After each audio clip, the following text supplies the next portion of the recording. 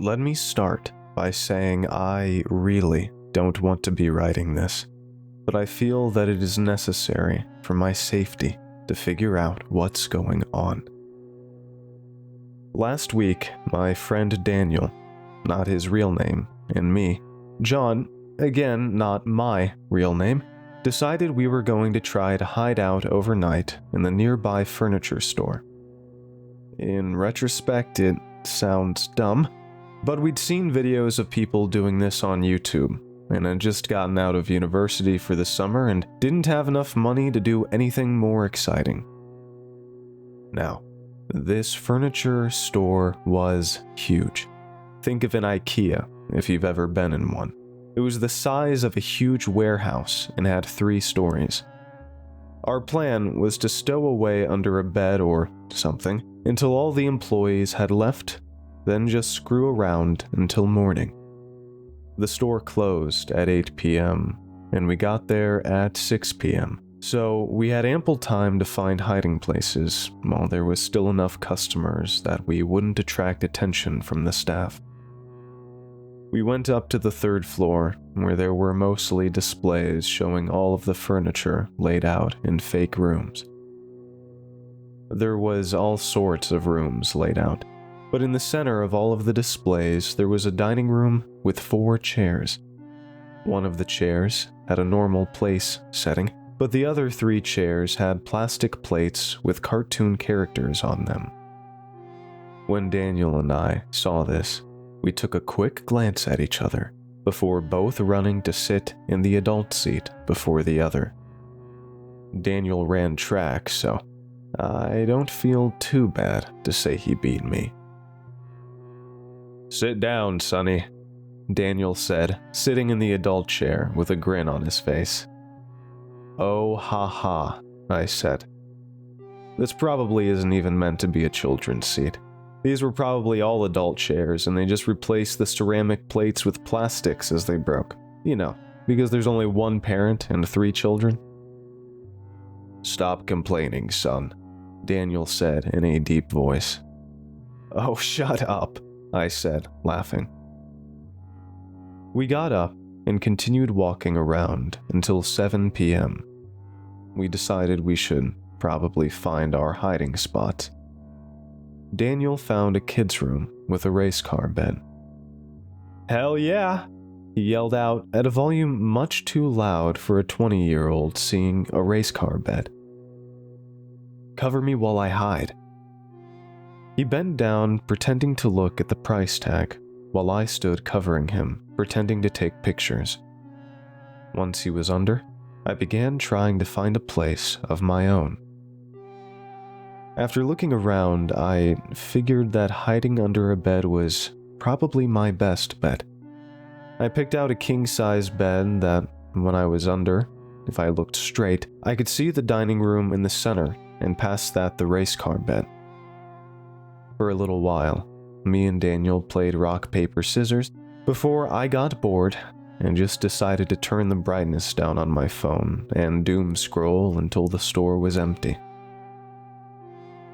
I was startled when all of a sudden I heard a sharp screech ring through the air. I looked at the time on my phone and it read 8 p.m.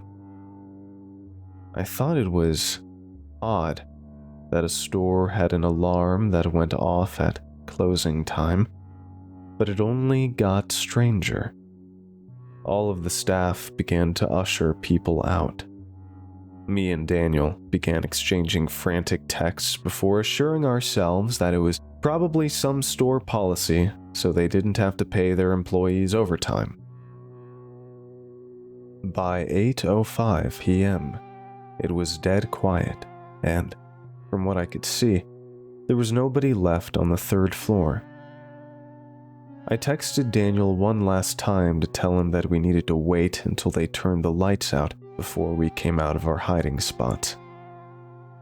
My phone then died, a victim of my TikTok addiction.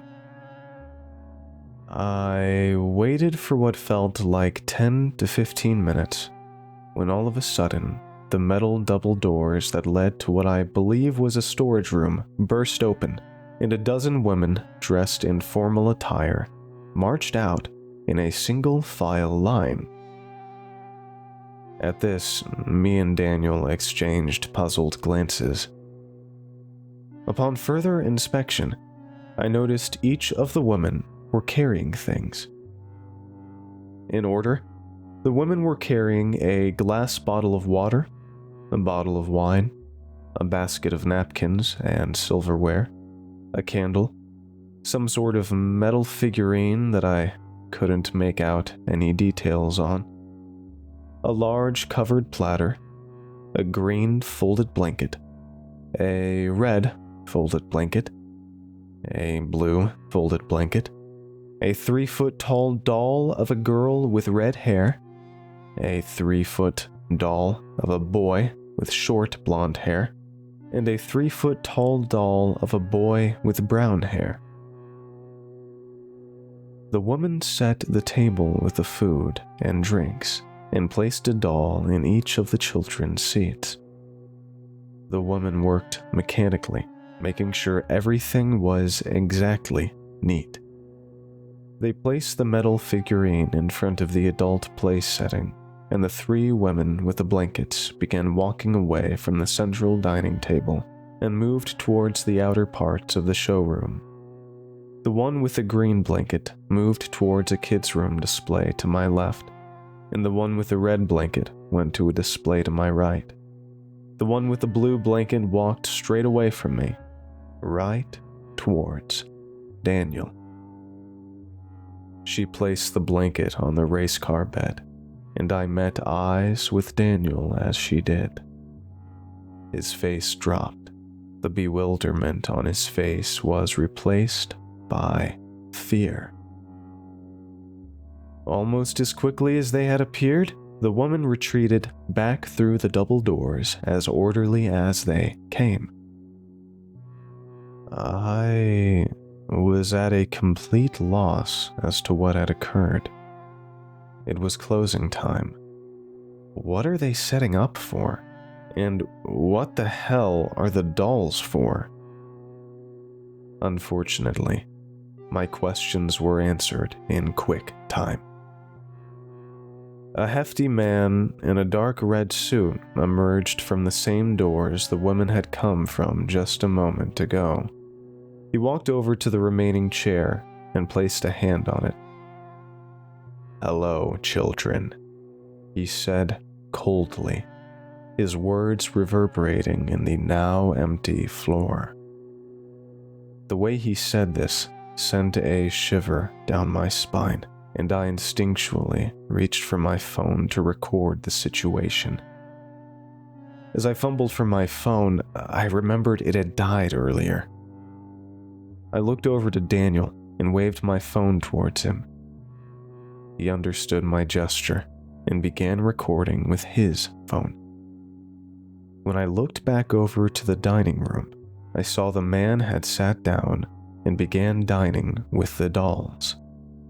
He was pouring them water and seemed to be talking to them. Something about this just disgusted me to my core. I retreated further back under the bed until I was pressed up against the wall the headboard was up against. I wanted to get as far away from this man as possible.